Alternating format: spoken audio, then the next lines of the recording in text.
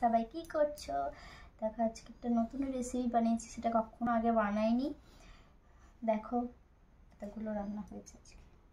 চলো কি কি আছে দেখিয়ে দিই খুলে। প্রথমেই দেখাই রুটি। আজকে 3 পিস রুটি করেছি, তোমাদের দাদা ভাইয়ের 2টো, আমার 1টা।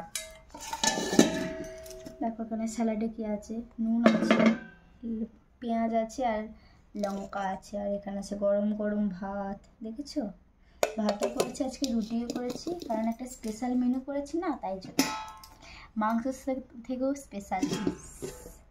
দেখো খালি কালারটা কেমন হয়েছে কমেন্ট বক্সে জানাবে। সোয়াবিন দিয়ে আলু দিয়ে ডিম দিয়ে তরকারি করেছি, এর আগে কখনো আগে করিনি। দেখো